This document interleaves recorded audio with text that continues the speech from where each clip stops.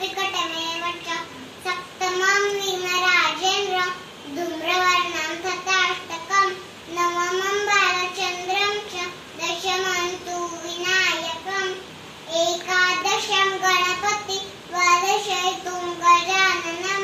द्वादशैतानि नामानि त्रिसैन्धैर्यं पठेन्दरा न च विघ्नोपहन्तस्य सर्वसिद्धिकरं प्रभो विद्यार्थी लभते विद्या धनार्थी लभते धनं पुत्रार्थी लभते पुत्रा मोक्षार्थी लभते